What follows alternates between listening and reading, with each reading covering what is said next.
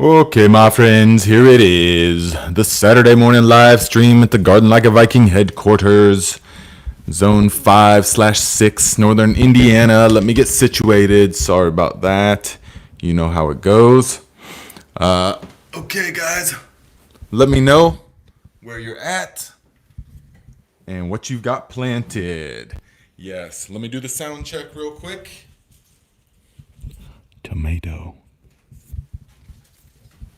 Okay, what did I say? What did I say? Okay, guys, here we go. So we got a lot of stuff to talk about today because it is June 1st, and that means that it is go time for pretty much anything. Now, the in northern Indiana, I have found it is best to wait for the crops like the Tahitian melon squash and the corn and the watermelons. It's best to wait until right now. Heather Fox. Okay, I got the tail end. Something. Yes, all I said was tomato. So if you heard that, then we're good. Thank you. So now is the time when we want to be planting stuff that is the heat-loving stuff. Now, you will find, as I've been saying, but repetition is key, you will find that if you have nursed along some plants, especially things like watermelons or winter squash, then and you direct sow them right now, then you will find that they will grow so much faster now. Now is when they will grow fast because the soil is warm. Soil temperature is everything. So, guys, look at this. Look at that. That's a giant Indiana coxcomb from last year. They make gorgeous cut flowers. They only grow about 2 feet tall, but these things are swarming with bees. In particular, the carpenter bees, you know, like the bumblebees, the real big ones. For some reason, that's the primary thing that is attracted to these. I mean, all kinds of pollinators, and they're super beautiful, and they dry pretty well. This one's a little bit faded because it was in the sun for a long time, but we're good now. All right, guys. I'm not seeing too many people that saw the sound check. What did I say in the sound check? So I'm not entirely sure that the sound is on. Everyone's like, oh, the sound is good. Don't worry about it. But it's got to be good because this is like a podcast, you know? So it's got to be, I got to be coming through the mic. Do you hear this? Okay, off-grid grandma. Thank you. Okay, guys, so let us see what is going on in the tribe at this time. P. Morton says, the caterpillars have decimated my lettuce. On the bright side, they haven't touched my tomatoes. Yes, they probably won't touch the tomatoes, certain types of caterpillars. So, yes, beginning. Okay, yes. So they didn't hear it. All right, good. Good, good. Okay, sounds like it's working then. I'll just trust you guys.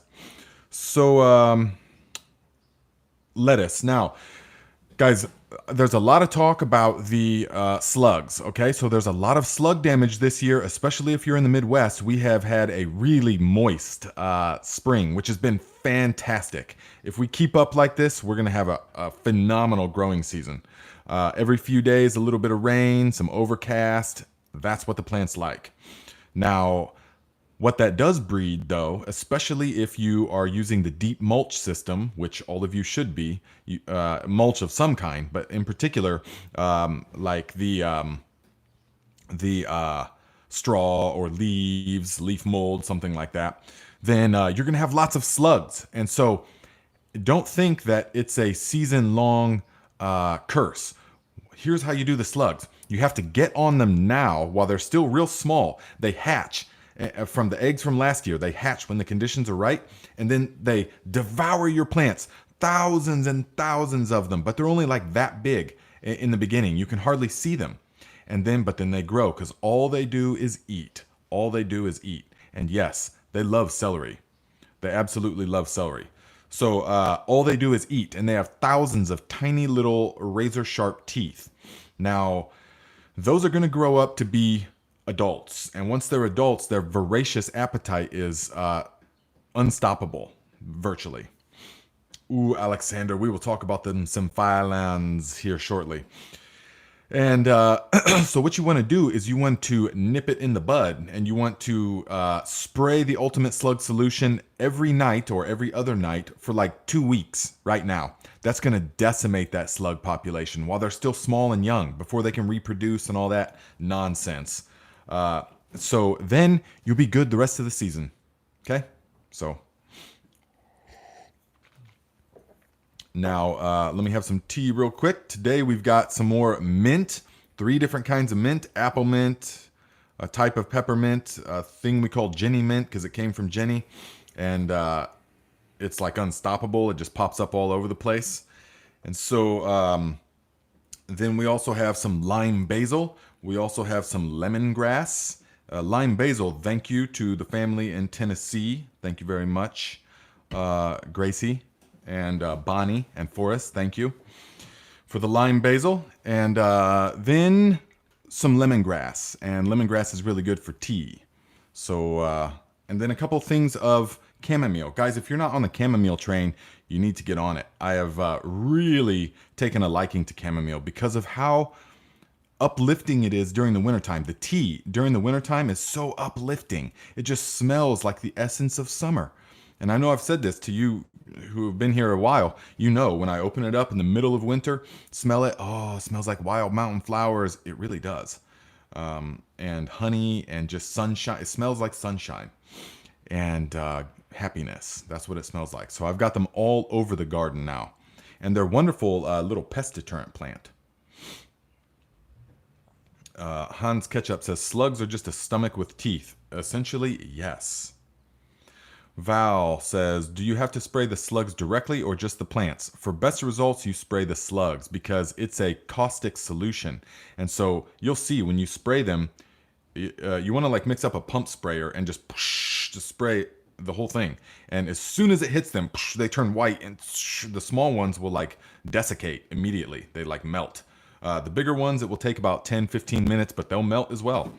And that's it. And then the next day you'll come out and you'll see a bunch of dried little slugs, you know, on the stuff. So let us see here. Let us see. Stephanie Stevens says, or Stefani says, question, is the JDOM solution needed in slug formula from the JDOM fertilizer? I don't remember. That's not in the slug solution. There's no JDOM stuff in there. Although, yeah, there's no JDOM fertilizer in there.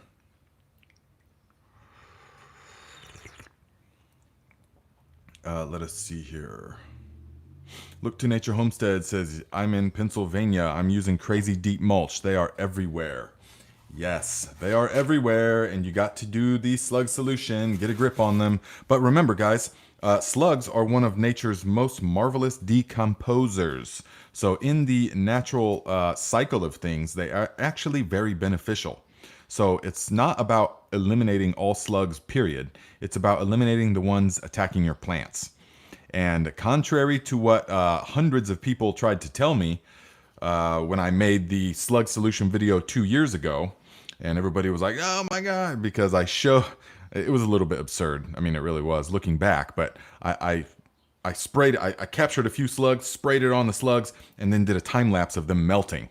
So that was probably a little bit too much, but I just wanted to prove that it works because a lot of people have a lot of claims. They make a lot of claims, especially in the gardening world. They make a lot of claims and you can't deliver. But I wanted to show, look, we can deliver. But it was a little bit much. So I took it down, and everybody was like, you don't know what you're talking about because leopard slugs are really beneficial. They don't eat plants. There were so many people that tried to tell me leopard slugs don't ever eat your plants. They only eat dead, decaying material. And so I was like, well, okay, well, 47 people have told me this, so it must be true. And I didn't really do any research. And so I was like, I took the video down. I was like, sorry about that. And so then I made a mental note, as I do with things about gardening world. And so I'm observing over the next 2 years, and I've come to the rock solid conclusion, 100% without any doubt, leopard slugs devour your plants.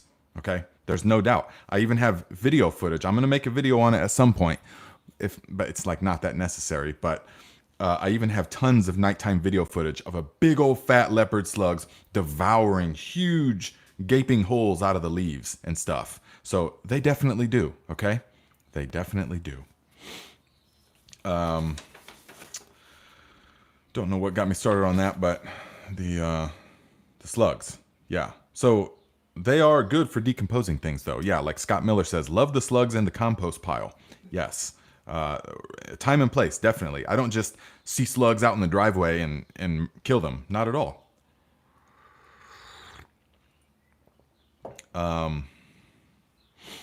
Tigress Learning says, will the slug solution kill pill bugs? They are killing my squash plants. By pill bugs, I believe you mean like the roly-poly things. There's so many different, some people call them wood lice and stuff. I think they're different things, but people just call them the same.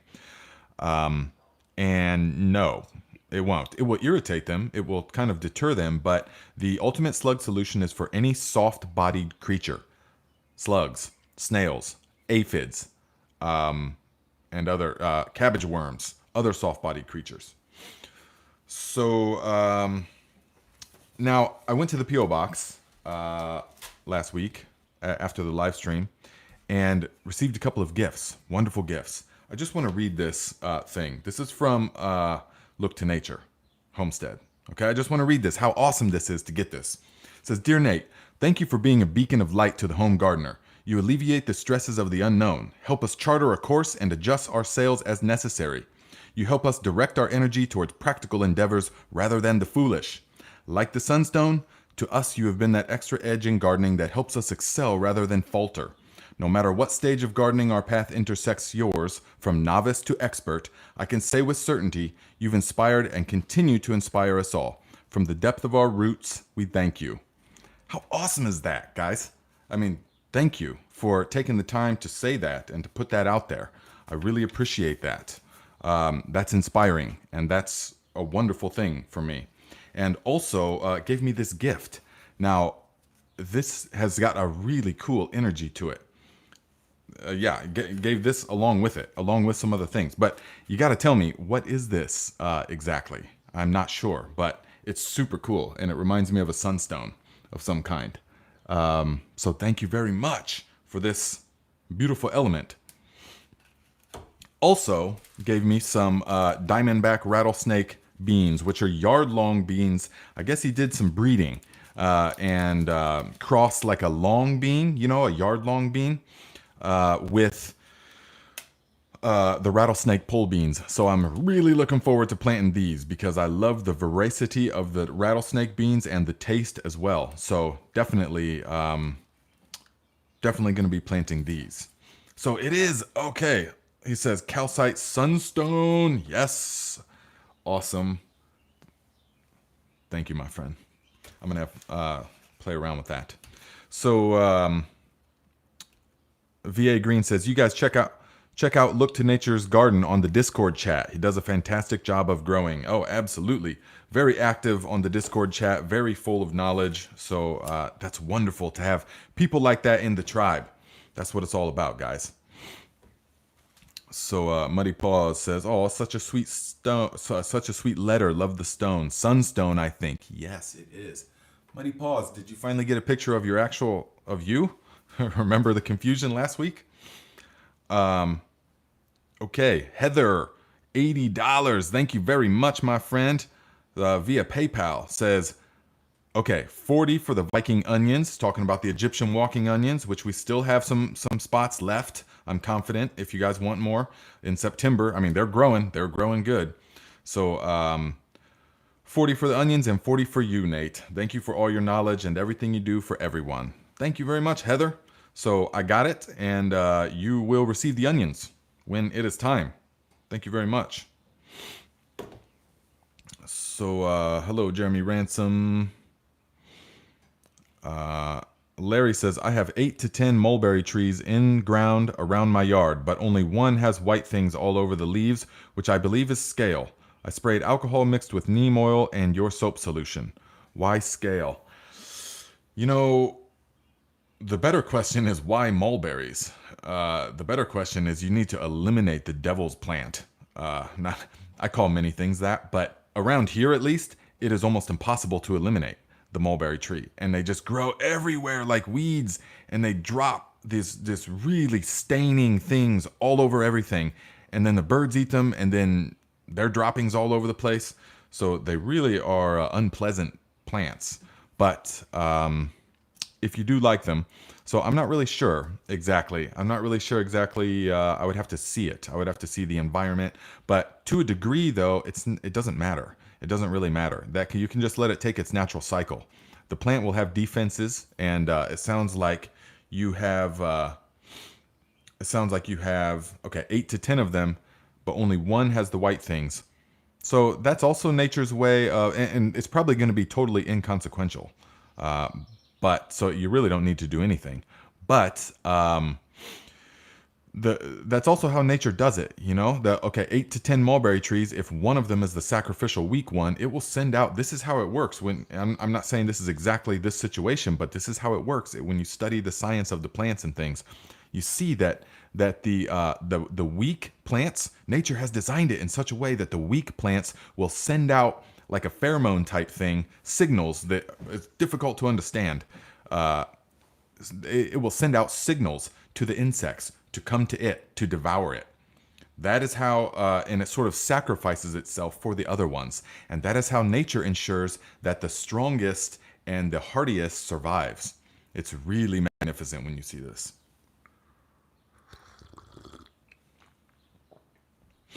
Reefer Madman says, I have 3 mulberry trees. They are messy but delicious and easy to grow. Tough as nails down here in South Texas too. Yeah, real tough. When I was down in Tennessee, the family down there was like, I wish we could have some mulberry trees, but they're hard to grow. And I was like, what? They're the one tree that... Ugh. Ooh, Earl Buckman says, chickens love mulberries. I bet they do. When I get the chickens and when we get the land, I'm sure there will be mulberry trees, so we will feed them to them.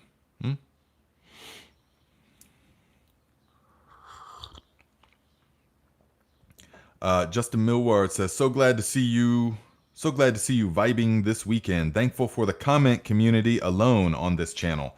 Yes, definitely. It's super cool. All you guys with good experience, good knowledge, sharing the love. That's what it's all about. Chris Black says, the gnats are awful everywhere. Any suggestions to help reduce them? You mean in like fungus gnats and inside when you're starting your plants, or just in the garden in general? Because that means it's probably too wet. You got fungus growing, or you've got really decomposing organic matter. Like when your compost pile goes a little bit anaerobic, that can happen. You know, so yeah, if anybody has any tips for that person, then give it to them, please.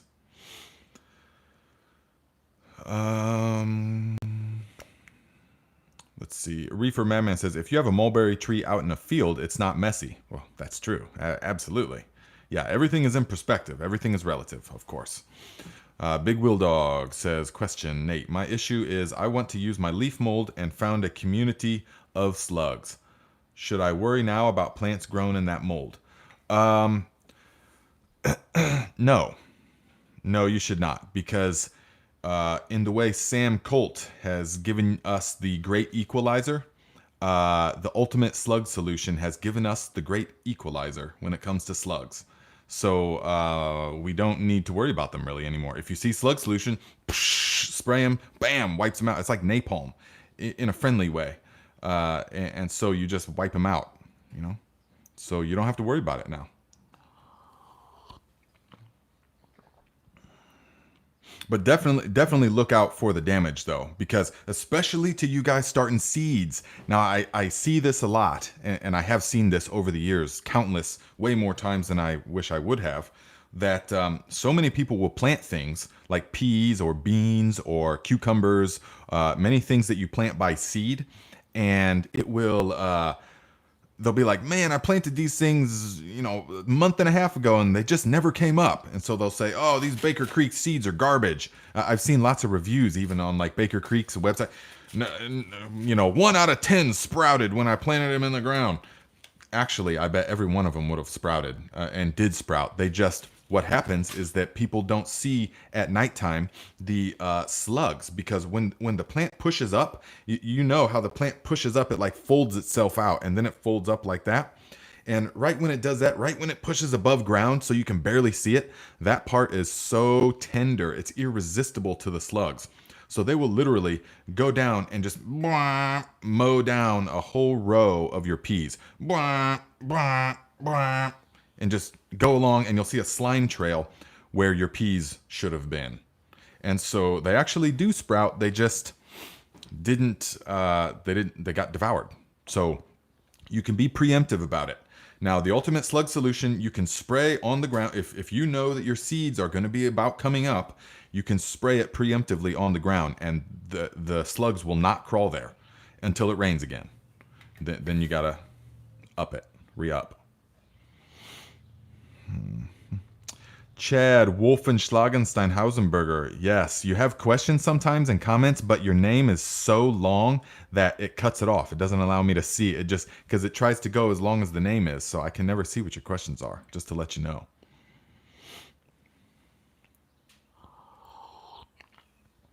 Ooh, Tree Rogie says, Nate, when are you going to give us a walking live tour of your garden? Yeah, that's not a bad idea if I was confident that the connection would last, but we'll see.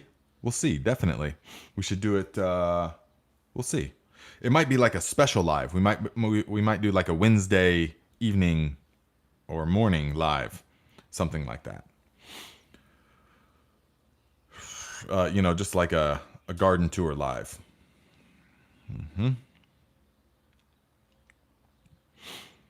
ZZ Trop. Here is the question. JMS versus aerated compost tea. What microbe juice are you spraying this season?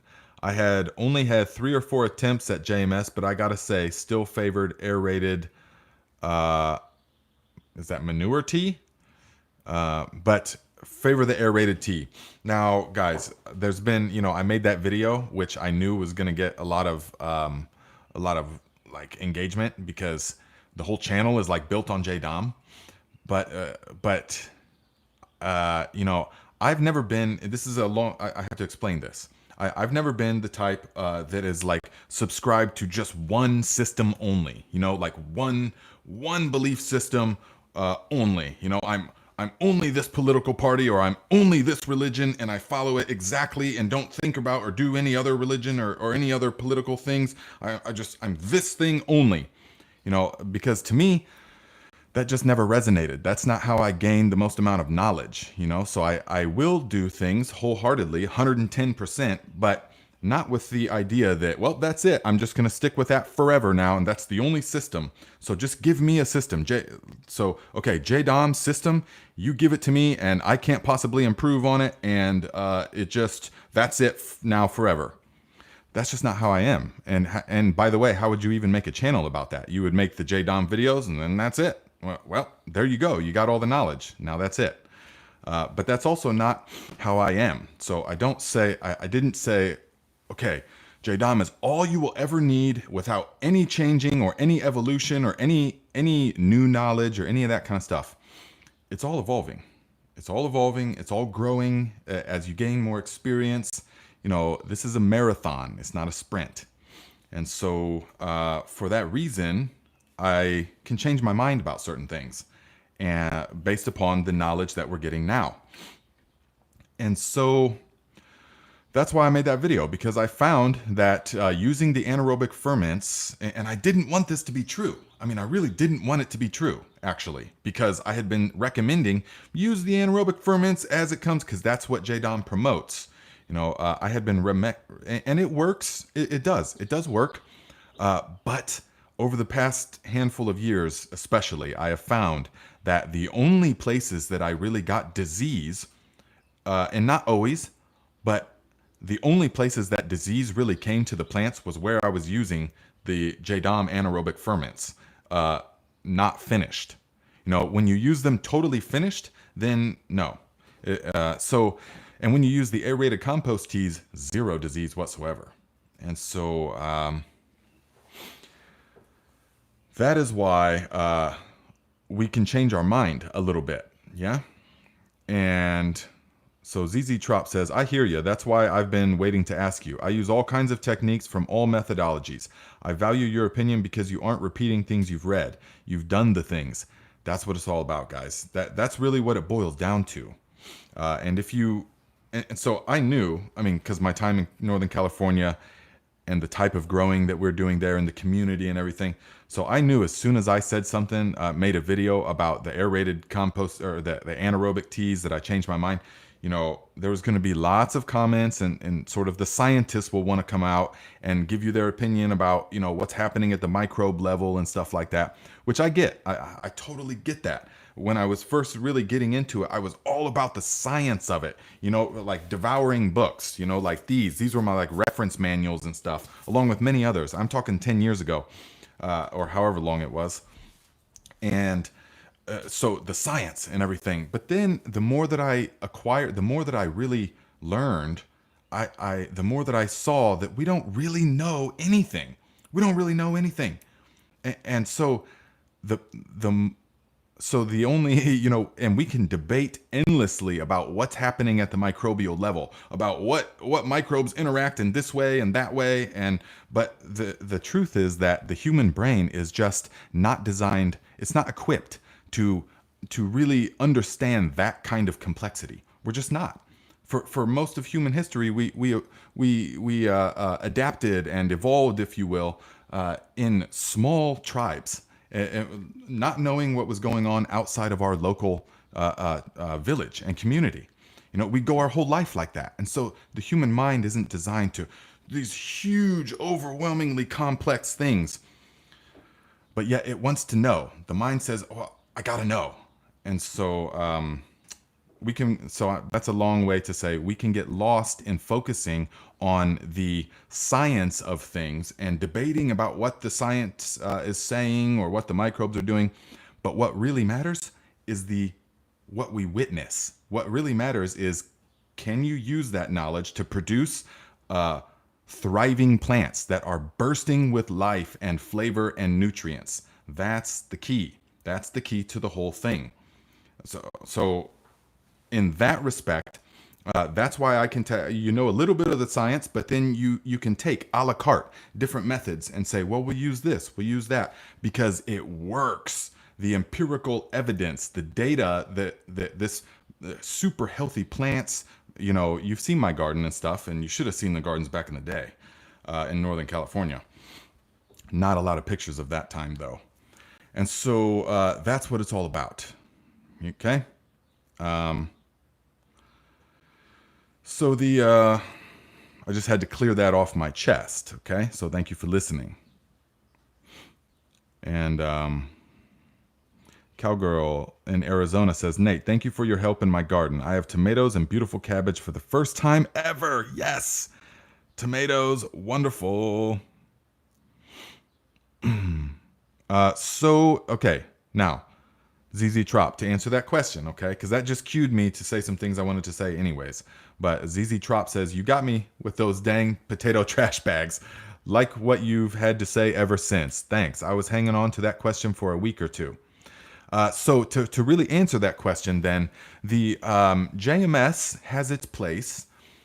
It has its place. The whole JDOM thing is all about cost. It really is, because it's almost free. It's basically free. So essentially, like when I started the channel, I have all these different techniques from all these years of growing and traveling the world and things, but it was the JDOM videos that blew up real fast. So I was like, okay, well, I'll make more JDOM stuff. I'll explain the whole system of JDOM, you know, but that's not, because that's all I was religiously ever following. You know, it works, yes, but there are loopholes in it, and there are pros and cons to every method, guys. The pros to the JDOM is that it's basically free. And so, and it requires no real equipment. So here's my advice. Learn the whole JDOM system, because if the grid collapsed tomorrow, if it hit the fan tomorrow, we'd all be using JDOM system for the most part. Composting things like, we wouldn't be using aerated compost teas and kelp meal and bat guano. We wouldn't be using that kind of stuff. We'd be using JDOM. But until that day comes, there's not a need to use only that type of method. So, but the drawbacks just became too much for me. I need my garden to be a very pleasant sensory experience. You need to go in there and it needs to smell amazing. Smells are huge to me. I got essential oils and stuff all over. I mean, smells are really important to the overall experience, and I'm just totally over all of the the anaerobic fermented fertilizers. So the JMS is more like a soil inoculant prior to planting. Really, the JLFs as well, I treat them now because I still use them in several different garden plots and situations. But now I use them more as soil amendments to do without the plants even in the ground. You can dump big amounts of the JLF onto the land prior to planting. You can use it like amending. Yes. The JMS as well works really good. But once you learn to make the aerated compost teas, there really is nothing else. There really is nothing else that you need. I mean, so because you spray it all over the leaves, it crowds out the pathogens. It is like it is liquid compost. You guys know what compost does to the plants when you just add a little bit of compost, how everything perks up. Well, the compost tea is liquid, and it helps to crowd out pathogens on the leaves, all kinds of good stuff. VA Green says, the Jadon Bloom fertilizer has my apple tree loaded down with apples. Nice. Now, if you're talking about the banana one, that's not Jadon. That is a thing that I developed based upon fish hydrolysate. It is actually more like a banana hydrolysate because we're enzymatically digesting it with labs. And that is never in the JDOM system. Labs is not in the JDOM system either. Neither is the water-soluble calcium. Neither is a lot of things. So, but yeah, that is definitely going to work. The banana stuff works great. ZZ Trop says, I have a small suburban property, limited resources. Storing hot barrels full of stinky fish weed water would be borderline offensive to my neighbors. That's exactly right.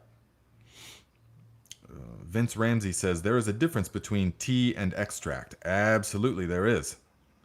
There is. Ooh, Claire says, smell is the only sense that goes through the ancient part of the brain. That sense triggers older stuff in us. The other senses go through the more modern part of the brain. Smell goes deep. Yes, I get that. Absolutely. Smell is the most intimately linked of the senses with the memory.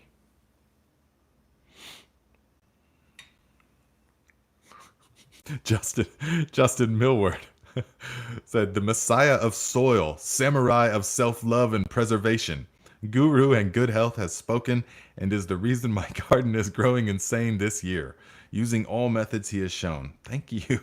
Thank you for the confidence, my friend. That is amazing energy. Yes, I love it. The Messiah of soil. Yes. So the now B Hendricks says, boots on the ground training and observation. Yeah, that's what it's all about, guys. So I mean, you can watch all kinds of like Dr. Elaine Ingham stuff, which is great. It's great. And Matt Powers, also very good, very knowledgeable, all that kind of stuff. It's wonderful in its own right and for its own thing. But I'm a grower, and these scientists here are not necessarily good growers, not at all. The two do not correlate at all. Having a scientific understanding of the soil food web does not correlate to being able to grow thriving plants bursting with life and flavor and dense in nutrients that then you consume in such a way and prepare in such a way that makes you thriving and bursting with life and energy and spirit and enthusiasm. All of that, it all comes from the soil and the sun. And so understanding these natural systems and the cycle of things, that's what a grower is. So this science is good. It's good, but What do the plants say? There's the opinion. What does the science say? Well, okay, to a certain degree, but what do the plants say? What does the soil say? Feel it, observe, taste it. I mean, really, really get in there. You know, we are of the earth. Remember that. You are soil that has been rearranged and temporarily animated with the breath of life. And poof, then you will return to soil again. That's how it works. Something along those lines. I kind of simplified it, but yes. Creative Soil says, I'm not where I want to be as a gardener, but it's definitely doing better this year. Hey, nothing wrong with that. You know, you have the goals, you have the visioneering that you're doing for the future, definitely making that happen. But celebrate the small successes that you do have, definitely. All right, definitely. Now, I want to show you guys something. So I am developing a system of gardening that is going to be revolutionary. In my opinion, it's not. I mean, it's not super revolutionary, but it's based upon a book from a guy in the 1950s, Tom Doyle. He wrote a book called Gardening Without Cultivation, Watering, or Weeding. And so many years ago, I was exposed to this philosophy, this book, and this way of doing things. And I began implementing this. And it's had just fantastic success for many years now. But the one main crux, it's kind of unbelievable, actually. It's kind of unbelievable. And I'm at the Viking North Garden. That's how we're doing it from now on. We're doing only this system from now on. And so I'm going to be making lots of videos, or several videos on it over the next couple of years. Yeah. And so that's really exciting. So it's going to be fantastic. But it is, and I've used this system already, but I'm tweaking it for the home gardener and stuff, and making it so that you literally do not have to water, you do not weed, you just plant and harvest. That's it. There's no, but here's the drawback. It uses a massive sheet of bunker cover plastic, of 8 mil fiberglass reinforced plastic. You cover the entire garden in it in a very special way, and you don't remove it, period. You don't remove it for 10 years. You don't remove it year after year. And I know it sounds totally insane, but it works. It works for the right people in the right circumstance. It's not for everyone. On my home garden, I don't use any of it. It's all just straw mulch, beautiful organic straw mulch. But in certain situations, you can't be weeding. You don't got time to weed or water or do anything, but just barely install the garden and then plant, and then you can harvest. And for those type of situations, people that otherwise wouldn't be gardening, they just wouldn't be growing. That's what that system is ideal for. How many of you get a bit tired? I mean, I can't tell you how many gardens I see. Everyone's all enthused. They're, oh yeah, my garden's growing, everything's great, and I've got all kinds of stuff planted, but they start early and everything, and then like by August, the weeds are growing up and they're just like, oh my God, there's just I just can't even look at it. And the whole garden's gone to weeds, and they really are barely getting anything. That happens way more than you might think that it does. I see it all the time. So that's what I'm developing that system for, or refining that system that was already developed in the 50s. Carolyn, $20. Thank you very much, my friend. First tip of the day says, hi, Nate. Thanks so much for all you do. Question. I would like to make the Jadam herbal solution, but have no access to Jerusalem artichoke or ginkgo. Do you think I could use pokeweed? Now, technically, pokeweed is one of the, yes, pokeweed is one of the herbs. In the Jadam, if you look up, he has 2 books. One is the orange one is the green one, 100 herbs to use. They're all meant to be used the same way. You just boil them. And so, yes, pokeweed is one of them that's on the list. I'm not sure exactly what if it's specific pests, but I know if you've got pokeweed, you've got tons of it. So use it, definitely.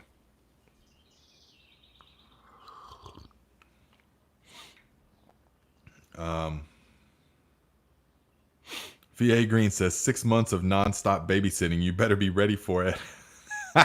Yeah. Are you talking about growing? Yes.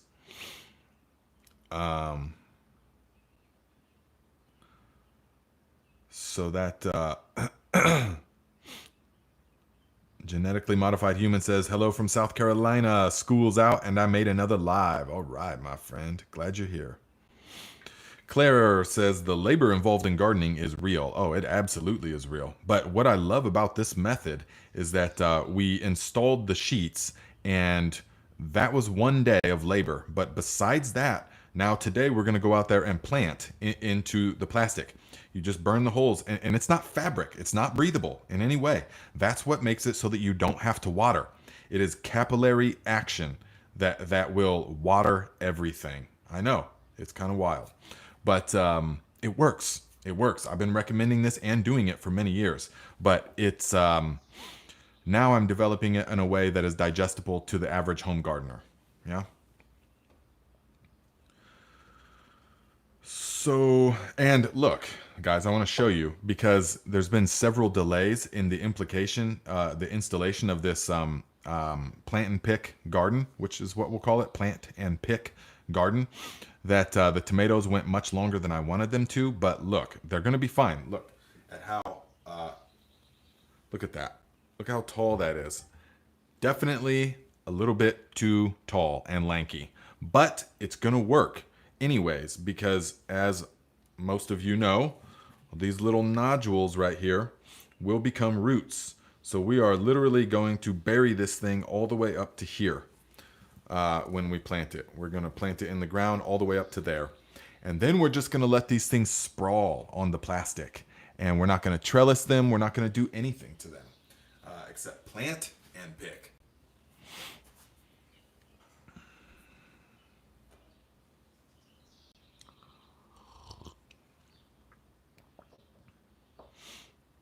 Let's see here, my friend. David the Good, what's up, my friend? Yes, we were just talking about some fetid swamp water. That's you, correct? I like you coined that term. Very good, very applicable. Guys, check out David the Good's channel. He's got an awesome channel. Lots of good things to say, lots of humor in his delivery. So check it out. I know many of you, because I look at my own analytics, so I know many of you are viewers of David the Good's channel. You know what would be great is for me to come visit David the Good, to do a little collaboration. What do you think? And where we could do like a little tour of your ranch. That would be awesome. When would be a good time to come? What do you guys think? Collab with David the Good? So he says summer, anytime. Yes, absolutely. We will make it happen. But man, I got to prepare myself for that southern heat. Oh boy, the Viking coming from the north is gonna melt in the in the summer heat. I spent some time in New Orleans in the summertime, and it was unbelievable. It was worse, way worse than Thailand. And I stayed a year in Thailand, and it was way worse. So David the Good says, yeah, come before the weeds make me look like a loser again. I know the feeling, my friend. I know the feeling. Yes. That's why everybody's always like, hey, let me get a garden tour. I'm like, well, let's do it at the exact right time when everything is like works good, you know? So ZZ Trop says, David the Good is a high-level noticer. Great channel. What's a noticer?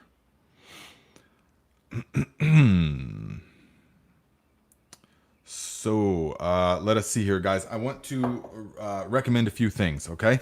So you still have plenty of time to plant the melons. Now is the time to plant the melons. So if you are in northern Indiana or anything like that, this year I'm growing the Kahari melons. I'm growing the blacktail watermelons, which are delicious. Also, though, my first year growing this one. Has anyone grown this one? Lilanu Sweet Glow. So I look forward to growing this one. But last year, the hands down, the best watermelon I ever had was the Alibaba. I mean, in northern Indiana, we plant them about June 1st, give or take. And these things produced, I mean, we had probably 75 off of like 4 plants. I can't say exactly, a lot. And they were so sweet and delicious. Some of the best that we ever had. So the Alibaba, and they're like this big around, this long, really flavorful, guys. Highly recommend the Alibaba. Number one, highly recommend it. Now, something that I am trying, and if you guys have any experience with this, please let me know. So it is, David says, it looks like it is related genetically to the Charleston Gray. Ooh, don't know anything about the Charleston Gray. Might want to give it a try, though. Because we can always improve. We can always find ways to improve. Even though the Alibaba was a delicious one and grew fantastic in our climate, I'm still experimenting. So if you guys have any experience with the Secretariat watermelon, the Sorbet watermelon, or the Cal Sweet Bush watermelon, let me know what your experience is. Now, these are hybrids and seedless. I know. I might catch some flack for that, but I just want to try it. I've never grown a seedless anything. So I just want to give it a try. Right? Blue Wolf says, just planted 44 Alibaba plants yesterday. Man, you're a watermelon farmer? That's going to be amazing. Wow.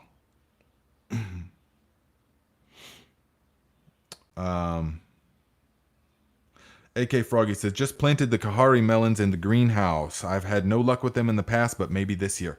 They like really well-draining, really rich soil. So I grow several different melons like that. The Kahari is one of them.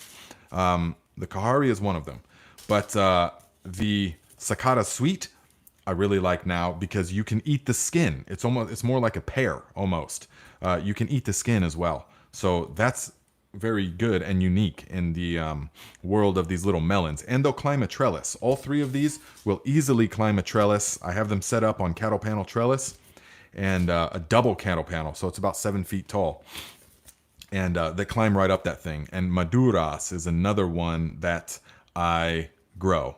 And so all of these are going to produce at different times. The Sakata Sweet is much faster, but the Maduras is like longer. So it takes about 95 to 110 days as opposed to 70 to 80 days. Yeah, something like that. So, whoa, David the Good says, last year we had a pumpkin vine, a Seminole cross, grow from the compost pile. I already know it's going to be fantastic. 450 pounds of yield. This year we made 10 compost piles and planted pumpkins. Planted pumpkins on them. Maybe we'll get 4,500 pounds of pumpkins. Well, if the math adds up, then yes, I think so. Then 10 times, that sounds good. 450 pounds of yield. That's the most I've ever heard of from one vine, for sure. I thought it was a lot when I was getting the Tahitian melon squash. So, guys, the Tahitian melon squash produces about 100 pounds, can produce about 100 pounds per vine. But these things, look, this is from last year. It's still rock solid. I mean, it's starting to get a little bit weathered, but not much. So this thing just sits in the basement all winter long. You don't have to do anything special once they're cured properly. And this one even had the stem busted off, which typically that reduces storage time. Not on this one. So the Tahitian melon squash is a wonderful thing. Grow that out of the compost pile. That would be wonderful. Yeah, I've gotten hundreds, if not thousands of people growing the Tahitian melon squash now, just because of how much I rant and rave about it. It is wonderful.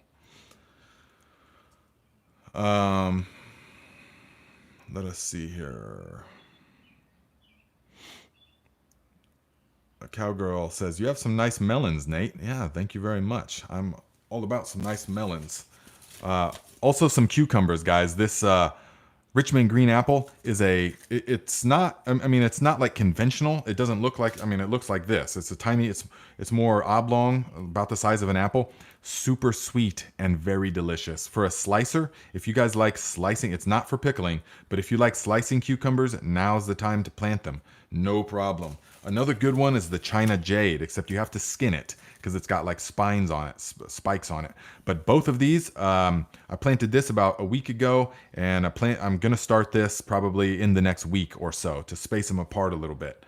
So plenty of time. Don't think that it's too late. You got plenty of time to plant stuff like this.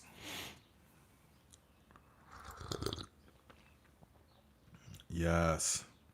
David says, yes, the neck on those is great. A friend grew them last year. Lots of meat, smaller cavity to flesh ratio. That's the beautiful thing, guys. That's why I recommend it so much, because when you go to use this thing, there's just a little cavity inside of here with seeds. That's it. The rest is solid flesh. And you can use it in such a way that you can cut off this section and use it for a meal, and then let it sit on the counter for another 3-5 days or a week, and cut off another section of it. You can do that a couple of times, and they're really magnificent. They're a magnificent marvel of food.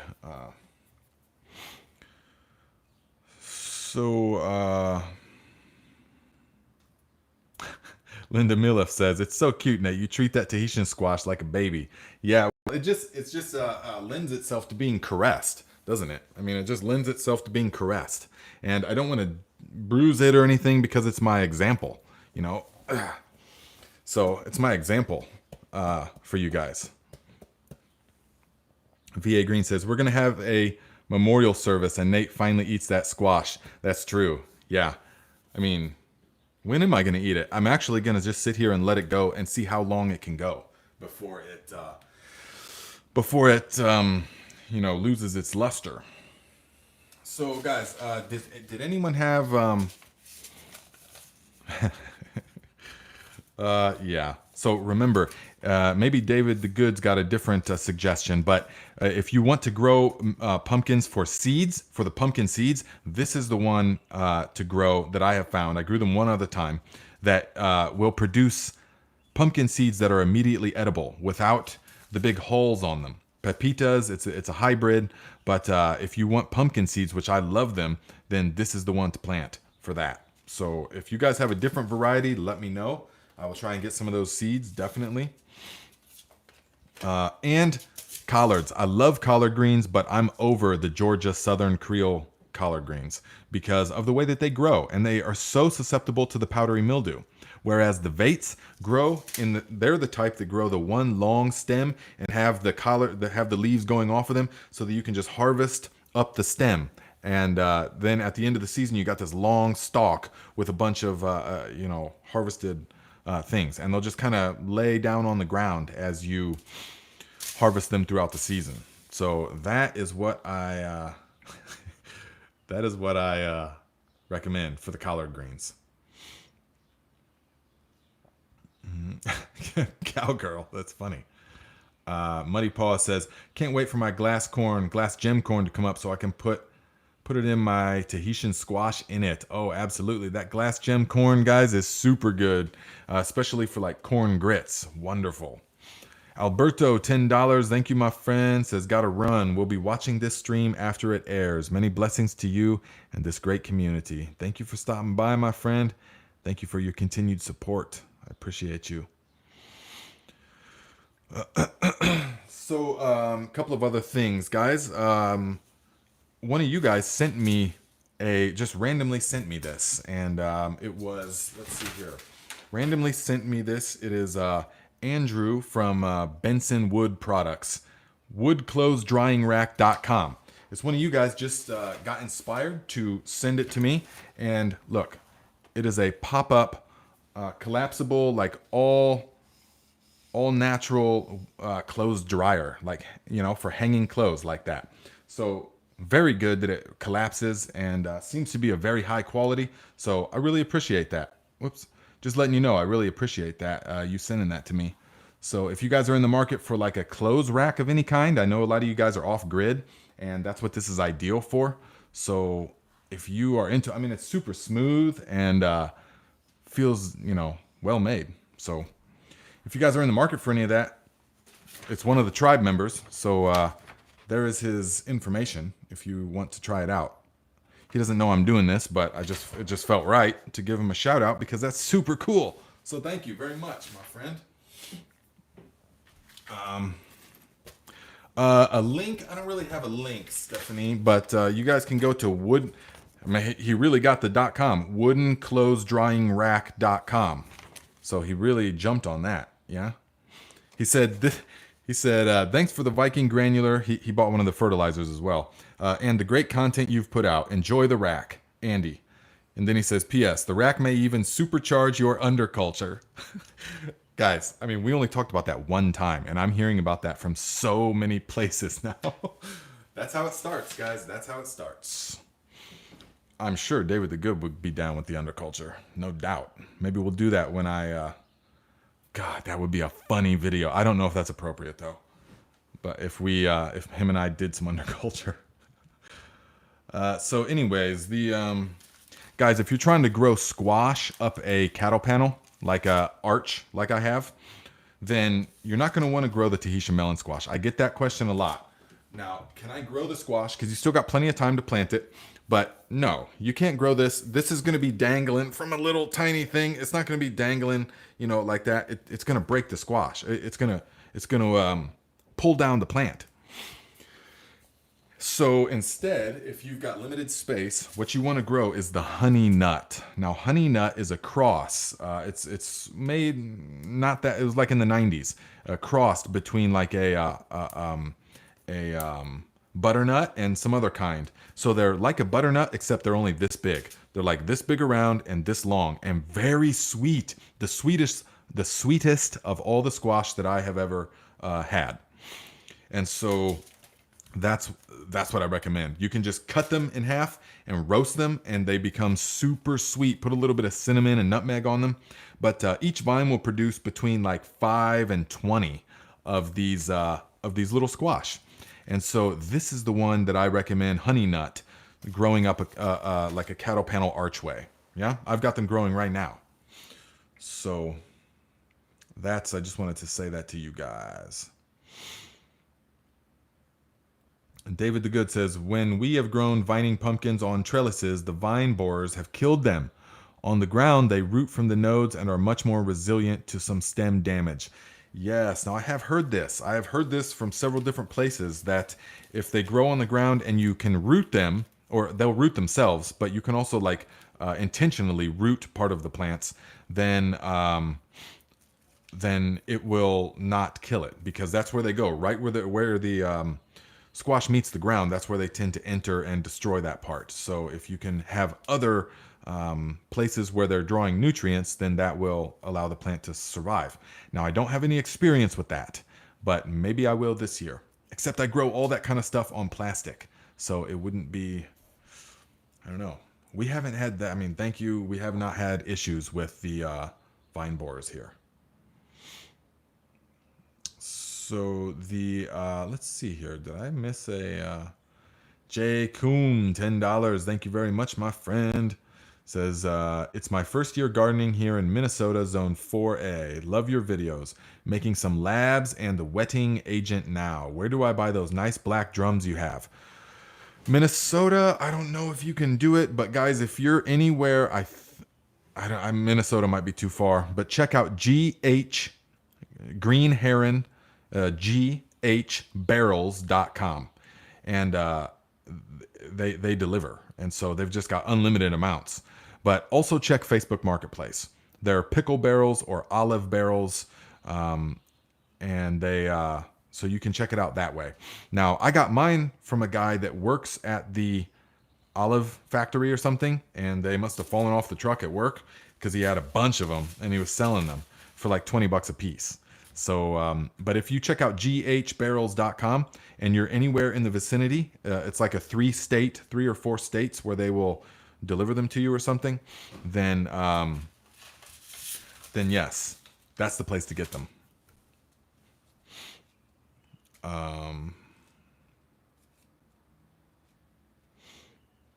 Let's see here. Jeffrey Gagnon says, I'm with David. Let them root all over and fight the summer. Nice. Okay.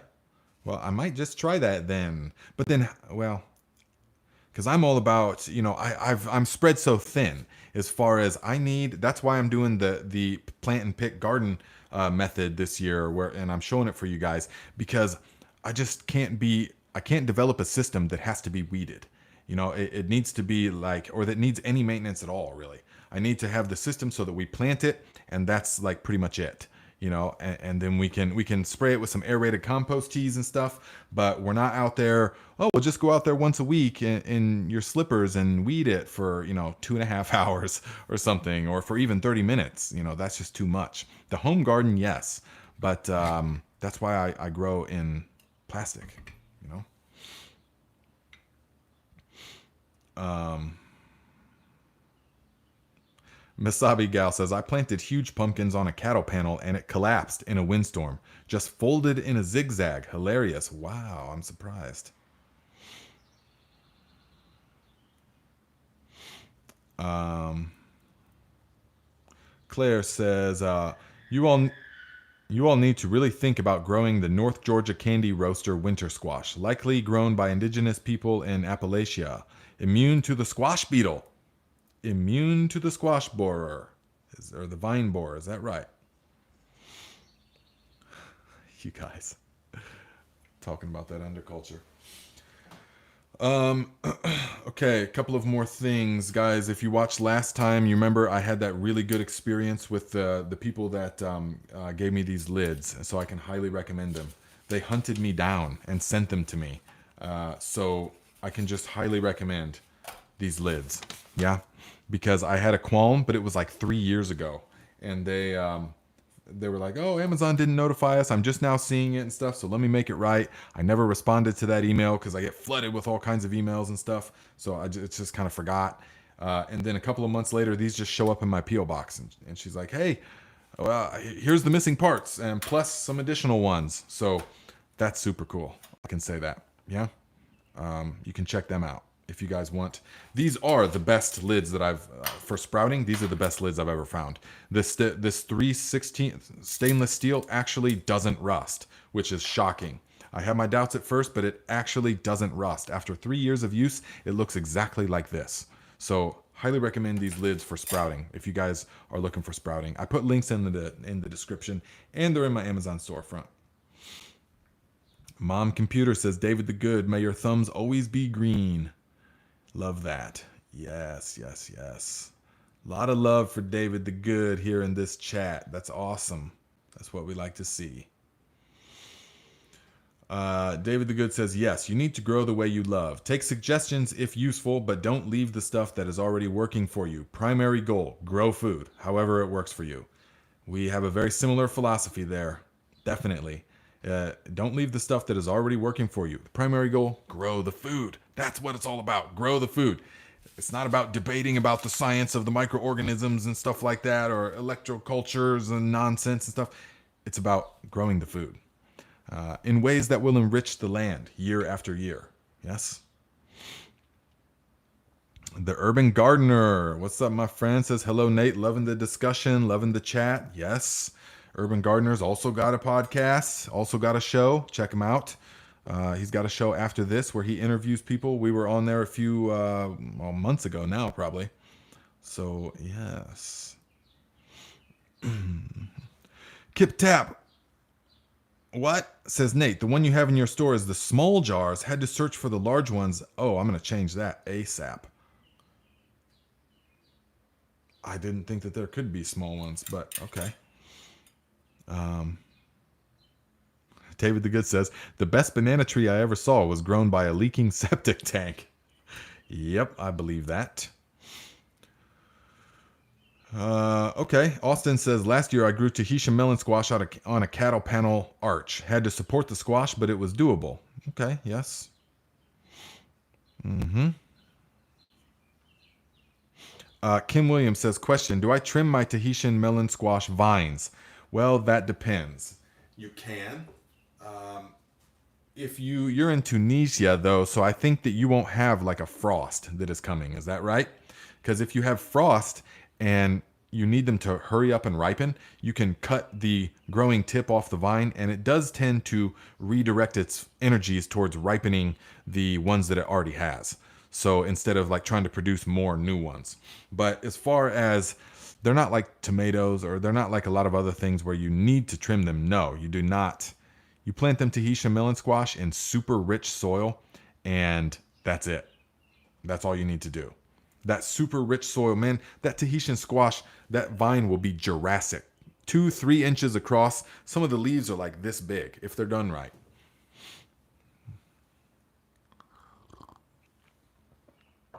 Ooh, Alexander says, Nate, you promised to talk about it later. Symphylans, yes. David the Good, do you have any suggestions for the garden symphylans? If you're still here, do you know what I'm talking about? Symphylans, those tiny little white lice-looking centipede things that infect the roots and are nearly impossible to get rid of. They have been very difficult. Okay. That they've been very difficult in the sense that last year I thought that I had taken care of them with JDOM sulfur and JDOM wetting agent, but that only sort of stifled the issue. But I was able to, once I removed the mulch, this is last year, I planted plants into the heavy mulch and I realized that they weren't growing, and I could just tell immediately that something was wrong and that they just weren't taking, they weren't popping like they should. And so I went to move the plant and boom, it just came up. It just came up effortlessly. And there was tons of these little white lice looking things crawling all over it. They're real kind of creepy looking.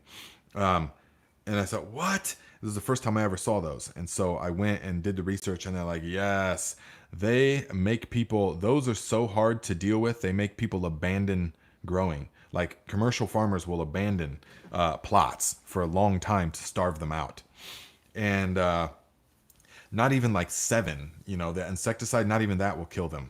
So that was disheartening. So I removed the mulch last year and left it exposed to the sun, which I never do, and sprayed a heavy spray of the wetting agent and the sulfur. And I don't like to do that though, because it irritates the earthworms. At that concentration, it really irritates the earthworms. When you spray it, the earthworms automatically, within 5 minutes, all the earthworms are up wiggling around on the surface. And I was like, I'm sorry. I went and got the garden hose and was spraying them off and stuff. Like, oh, I'm sorry. But what else can you do? So after that, then I replanted and everything grew. Everything grew, and I didn't see any more for the rest of that season. But now I go to that same plot and I try to plant stuff in there, and they're back with a vengeance. With a vengeance, they're back. So none of the beets grew, none of the parsnips, none of the turnips, none of that stuff grew there because of those. Now, yes, Brett Graham says James Prigioni, is that how you say his name? James Prigioni discovered they don't like potatoes. Yes, and I have heard this as well. So I planted potatoes in that location. But I think that they just don't like potatoes. I don't think that poisons them. I don't think that gets rid of them. That's just something that you can grow there that they won't eat. So now a lot of people are talking about diatomaceous earth. That doesn't work as good as a lot of people think it does, in my experience. A lot of people think it's the end-all answer for everything, and it's just not the case in my experience. So Ms. P says, Symphylans, deep tilling destroys their burrows. Not ideal, but I know. Now, I super tilled. I super did it this year. So, I not with a tiller, but by hand. So we'll see. It was destroyed. David the Good says, if you can't say his name, it's safe to say Tuxdad. I like that. Yeah, Tuxdad. Or James P. Yeah. I want to see if you had a reply on the Symphylans. David the Good says, no, they are not an issue here, of course. Stephen Edholm at Skill Cult deals with them, but we do not have them. The one plague in the South isn't fighting. All right, well, good to know. So it's not something you guys got to worry about in the South. Let's see here.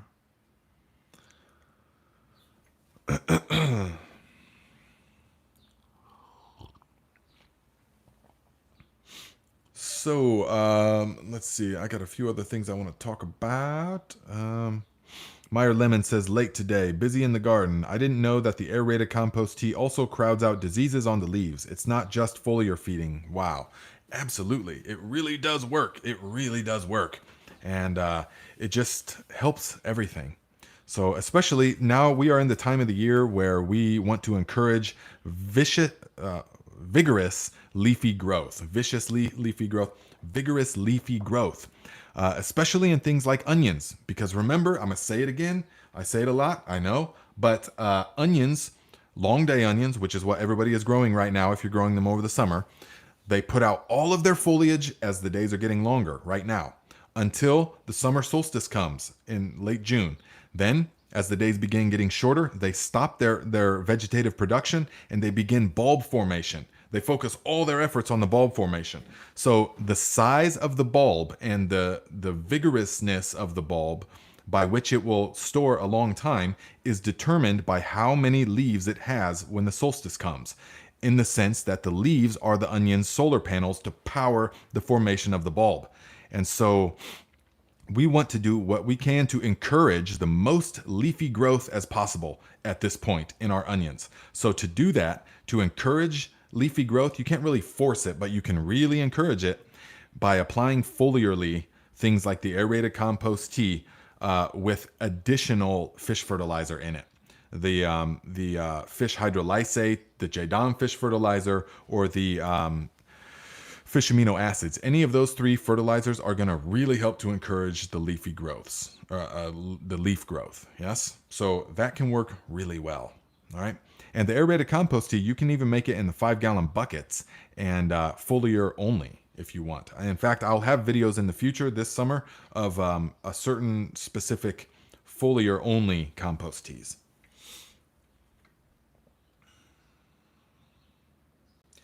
Cowgirl in Arizona says, when can you harvest onion seeds? I planted onion bulbs for seeds and they are flowering now. Beautiful flowers. Yes. Okay. So your onion flower is going to flower and it's going to be really nice and robust, and you'll see bees and stuff crawling all over it because every tiny little flower has to get pollinated by the insect. But then it will come to a point where you can tell it'll start to die back, and it will, the seed, the flower will begin to recede a little bit, and you'll see a little black spot, that's the seed. And the neck of the plant will get real soft. And typically, but not always, in nature or in its natural cousins, will want to fall down and then disperse the seeds. But sometimes the flower stalk will just stay tall and then disperse the seeds by the wind. So you want to get them before they drop the seeds, because they will drop all the seeds. That's what they do. So wait until it starts to die and you can see that it's dying back, and then pull up the whole plant. Root and everything. Pull up the whole bulb, everything, and hang it upside down and let it dry. But put something underneath so that you can catch the seeds if they fall. And that's how I do it, and they work really well. But remember, onion seeds are designed to, they're one of the few seeds that are designed to flower and seed and grow again in the same season. So they don't store well. They do not store well. Once they're dry, as soon as they are dry, get them into airtight, moisture-proof storage, free of light and free of heat, because they oxidize really easily, because they're designed to fall to the ground and immediately start sprouting, unlike other plants that are designed to overwinter.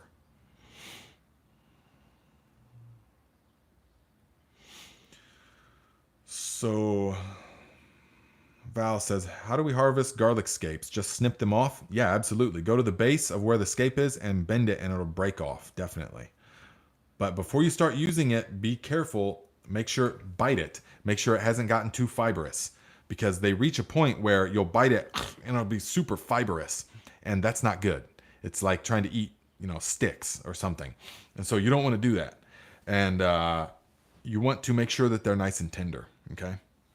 Because the garlic scape is going to go up and it's going to bend and it's going to make a curl like that. But then there will come a point when it straightens up again. And when it straightens up again, that is actually when it's time to harvest all the garlics. So that's really one of the best indicators, in my experience, of when to harvest the garlic for maximum storage. But once it approaches that point where it's going to straighten up again, that is when it's already too fibrous. So test it out before you cut it up and fry it and stuff and put it in your recipe, and then you're like eating this stringy like horsehair, wood. Before that experience taints your mind, go ahead and just try and eat it raw and make sure that it should be nice and tender.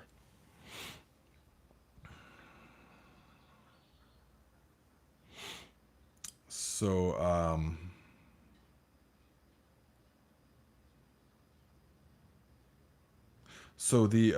let's see here. Pam says, I put a bag over the bulb and wait for the stem to dry. That's not a bad idea. A bag over the bulb. Yeah, never done that, but that's not a bad idea.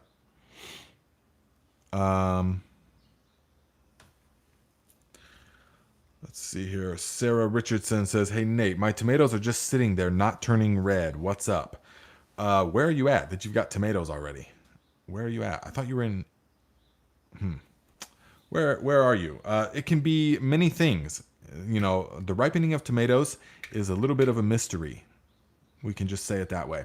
Typically, if it's too hot or too dry, but mostly too hot, it will delay the ripening of them. Yes? So, oh, Mexico. Yes. Okay, so it's probably too hot. Yeah, it's probably too hot. So you'll just have to wait. There's nothing you can really do, and besides like maybe putting shade cloth over them. So there's not much you can do. If anybody has any tips that is tried and true, let us know. How can she speed up the ripening of the tomatoes other than just kind of waiting? You can put shade cloth over them if you want. Ginia McDonald, $20. Thank you very much, my friend. Says, thanks again for all the info, Nate. Yes, you are welcome. I'm glad that you are feeling it. Glad that you're feeling it. Justin Millward says, any luck combating leaf miners? Now, I forget, is leaf miners a soft-bodied creature? Are leaf miners soft-bodied? Someone tell me before I have to look it up.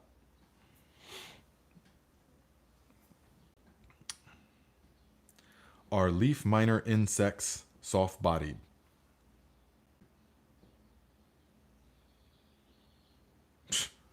Look at how it said that. Yeah. Well, we'll see. Leaf miner. It says, while not usually threatening to plants, leaf miner control is often unnecessary. But the main thing is, see, I don't know. I never have problems with leaf miners. I see them, but they don't do anything that destroys them. So the larva could be destroyed. So the larva is soft-bodied, definitely. I could do more research into that. But the... Okay, says, yes, they are. They live between leaf tissue. I'm telling you, the ultimate slug solution will take care of it. Any soft-bodied creature, it's incredible. It's the great equalizer. Yes. In the game of soft-bodied creatures. David the Good says, they make plants look ugly, and that is most of it. Yeah, that's most of it. Yeah, it does look ugly, definitely. But as far as, like we're always talking about, some damage on the plants is perfectly acceptable. Remember that. I mean, if you go to someone's garden and they have no damage anywhere, that's a little sus. Okay, that's a little sus because if you, I mean, in the sense if you're spraying 7 dust or all kinds of other gnarly things, Eagle 20, forbid, those kind of chemicals. If you're spraying that stuff on your plants, okay, but that's a whole different world than what we're talking about, and so.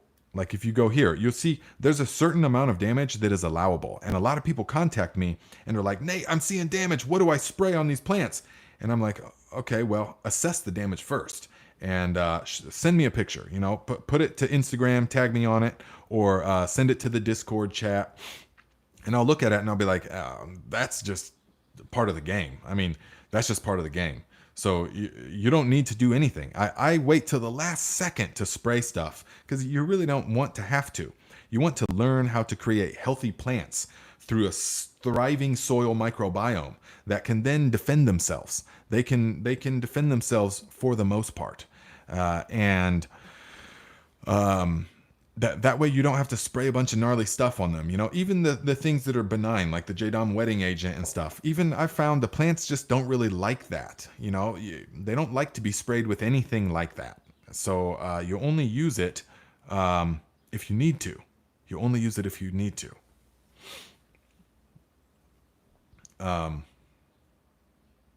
David the Good says, if even the bugs don't want to eat the plants, you don't either. That's very true. If the bugs aren't even eating it, then imagine what it's doing for you. Uh, so yeah, it's some of that is perfectly allowable. Now, if your stuff looks like just Swiss, I mean, if it's totally decimating the plants, then okay, you've got to do something about that for sure. But some damage, some holes, not a problem. Not a problem. And a lot of problems will just work themselves out. A lot of gardeners, especially beginning gardeners, are like first time parents, that are all, oh, like every little tiny thing. I mean, I'm not a parent, so I don't know, but I observe, like every little tiny thing, they're overreacting to all different kinds of stuff. But then as time goes on and they get more experience, they're okay. Well, they know what's just going to kind of sort itself out. So that's my philosophy with the gardening, definitely.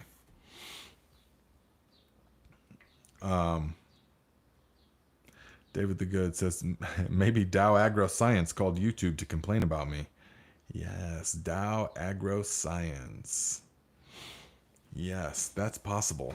Definitely. They're the company that makes Forbid and the Eagle 20 and the super gnarly chemicals that a lot of people use.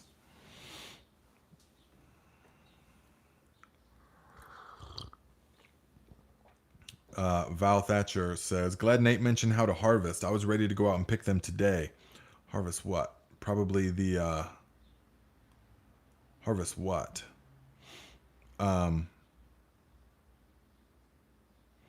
Yes, the garlic scapes. Yes, they are limited season. So there's all different kinds of things in the garden that are only for a limited time. That's why I love eating from the garden and with the seasons. So the scapes are like a magnificent bounty of early summer, late spring. They're here for like 2 to 4 weeks, depending on how many different varieties you've grown. But then, so you eat tons of them, as many as you can, but then they go away. So that's just how it works.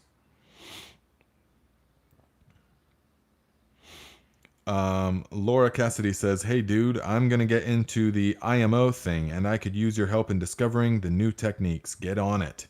Yes, definitely. IMO. I used to do IMO back in the day, but since I found J Dom and found the aerated compost teas and all of that kind of other stuff, it's just a tremendous amount of work the IMO. I literally can't tell a difference between the finalized IMO product and just high quality leaf mold.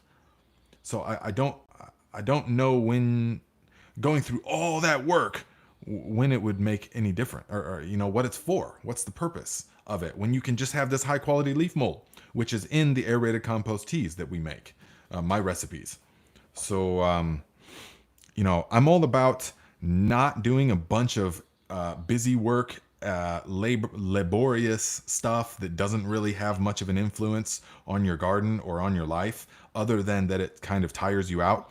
I'm all about not doing stuff like that. That we just do what works, and that is like a huge thing of experience. That's what experience gives you, is knowing what works and what doesn't, what is important to invest your time on and what is not important to invest your time on. That is, to me, that's like the golden benefit of experience, is knowing where to direct your energies, because you can flounder about doing things that just don't yield the results, things that just aren't important, but yet they seem important at the time, but you don't have the scope of experience to know that, hey, that's just not that important.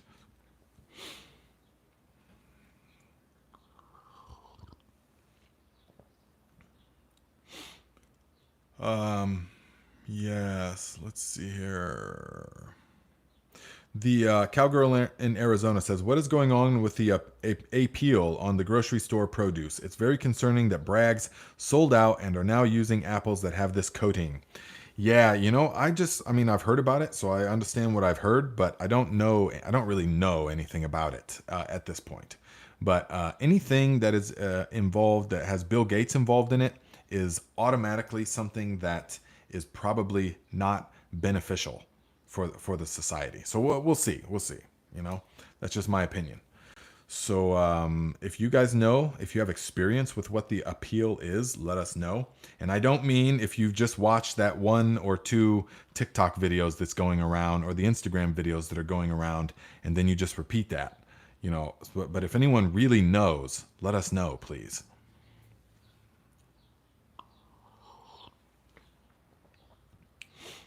Merv Fisher says, "What are your thoughts on composting old natural clothes? You mean like old woolen garments? I'd say that's the best use of them. Definitely. Yeah, you can compost them. Yeah. D-Odd or Die-Odd says, heck yes. Don't overthink the biology. Yes, I know, my friend. No need to overthink it. And just no need to endlessly debate about the science of the microorganisms and anaerobic versus aerobic and all this stuff. We just look what works, what grows bountiful harvests that are rich in flavors and terpenes and flavonoids and all the good stuff, phytonutrients, all the stuff that the body needs to thrive. That is what the end game is. The end game is not learning how to make this specific type of compost tea that is fungally dominant to this ratio only by using this and that and this and that and this. That's fine if that's what you're into. If you're into being a scientist about fungal dominant teas and stuff, then that's cool. If you're all about writing books about that science, that's awesome. But if you're about growing food that is bursting with flavor and life and nourishing the soil and the life that comes after it, then that will only get you so far. That's not what it's about. What it's about is what works. Yes, and that's what we're about. So, had to say that again.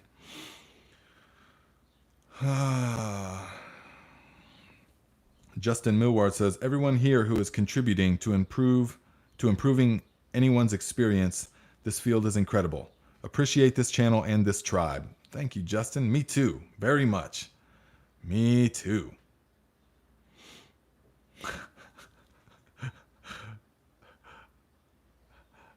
Yeah, okay. AK Froggy.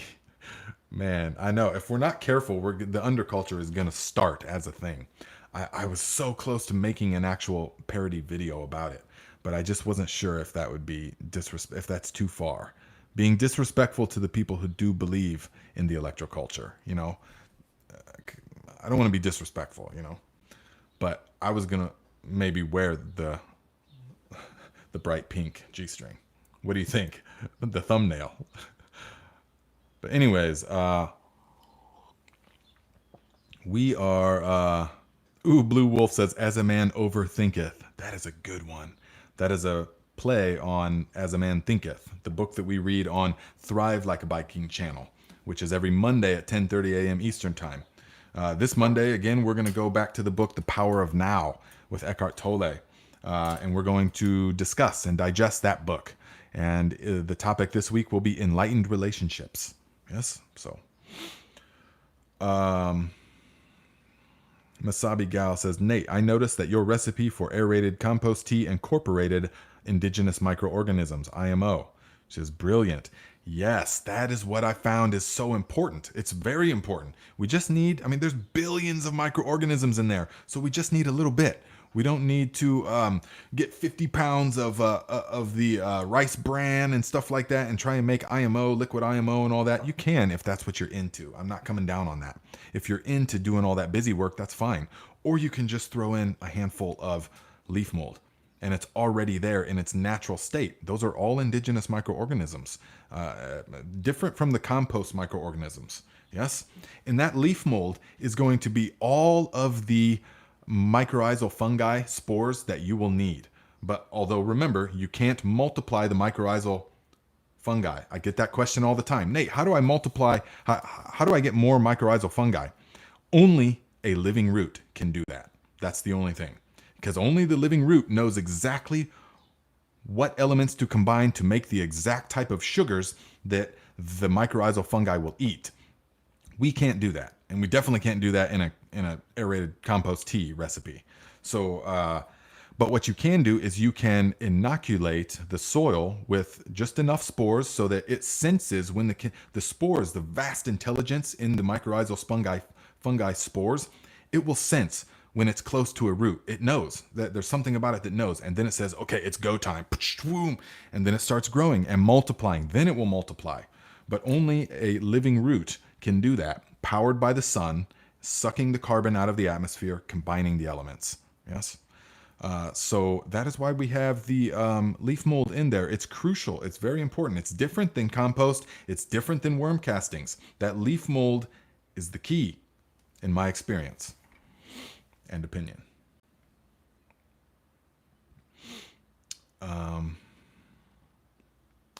Mountainside Homestead, that's true. You could always make a video at the end and just state that the video was for fun and no disrespect. You're talking about the underculture. Yeah, I could. So, Kim Williams says, my sweet corn is flowering, but it's only about 4 to 5 feet tall. Is this okay? You probably have an early sweet corn. If you have an early sweet corn, then it's going to flower. Then the earlier ones, they don't get really tall. So you want to check and make sure. So, okay, guys. We are going to dip out today exactly at 90 minutes because we got to get to the Viking North Garden where we're going to plant all kinds of good stuff. And so thank you very much for hanging out. We will see you next week. Check out the links in the description. Guys, if you shop on Amazon at all, go to Amazon through the links in the description, through my Amazon storefront, and whatever you purchase in that browser window, this channel will get the credit. So it doesn't matter if it's in my storefront or not. Just shop on Amazon through that link in the description. And then whatever you purchase, so long as that same window is open, we'll get the credit, which is better than Amazon getting all of it. So please do that. Easy way to support the channel. And David the Good, thanks for stopping by and contributing to the chat. Everybody, if you're not already familiar with this channel, check him out. The Urban Gardener, absolutely. If you're not already familiar with him, check his channel out. He's got a podcast coming up here pretty soon, actually. So if you guys want some more gardening knowledge, hop on over to that. All right. So we will see the Thrive Tribe on Monday at 10:30, and then the rest of you right here at 12 noon Eastern time next week. Thank you, my friends.